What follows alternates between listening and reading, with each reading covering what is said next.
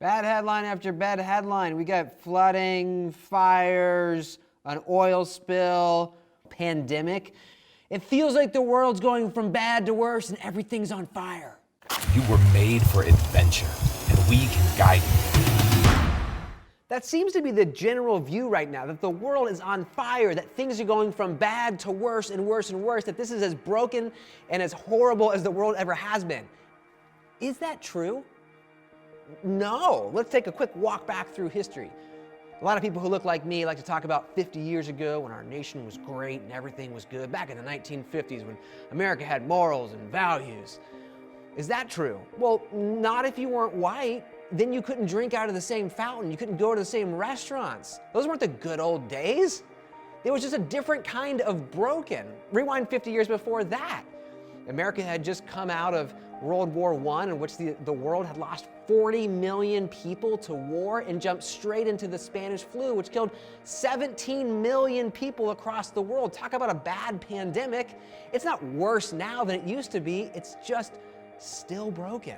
Rewind about 50 to 70 years before that, and our nation, that some people want you to believe is more divided than ever, had an actual civil war in which 750,000 people died on a battlefield, like with swords and guns and stuff.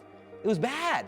Rewind before that, and you've got the bubonic plague sweeping across the earth, killing up to 25% of the world's population. Go back well before that, go to the year 165, and the Antonine Plague swept across the Holy Roman Empire and wiped out 1/3 of its population.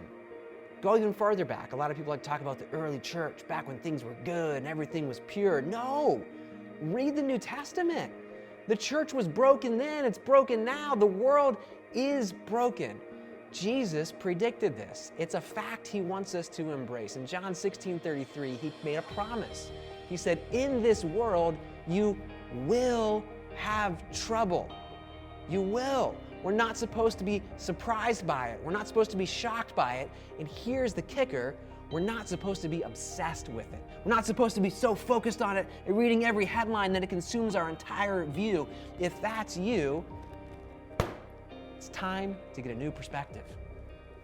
I'm serious. You may literally need to get up, shut the laptop, turn off the phone, and get a new perspective. Because here's the thing about you and me. As humans, we're wired for story. We understand and process the world through story. That's why the Bible is mostly story. That's why movies command our attention and change the way we think and we feel. And when you look at headline after headline after headline, that's nothing but doom and gloom, you start to believe something.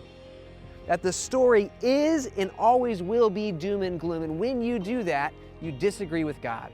Because yes, Jesus said, in this world you'll have trouble, but then the very next sentence he said is, but take heart, because I have overcome the world, which means the story you and I are participating in is not one that ends in doom and gloom, in which things get worse and worse and worse. The story that you and I are participating in is one of redemption, of restoration, in which addictions get defeated, in which depression can turn to joy, in which hopelessness can turn into hope.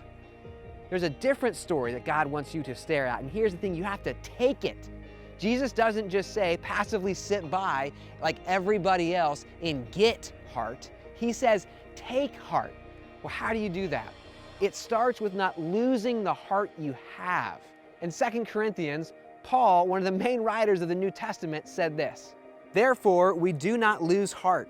Though outwardly we are wasting away, yet inwardly we are being renewed day by day. For our light and momentary troubles are achieving for us an eternal glory that far outweighs them all. So we fix our eyes not on what is seen, but on what is unseen. Since what is seen is temporary, but what is unseen is eternal. What's seen are the headlines, the wildfires and the minks dying and all the stuff, the pandemics, and that's what's seen. God says don't focus on that stuff.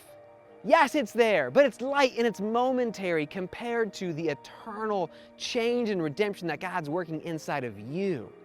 Plans he has inside of you, the unseen things, of getting rid of your anger, and turning you into a person of purpose, getting rid of your aimlessness, and giving you a life of meaning, getting rid of your selfishness and turning you into a person who changes the world in the name of God. That is what's seen. The story doesn't end in doom. The story ends in hope. The story ends in restoration. The story ends in beauty. That's what to focus on.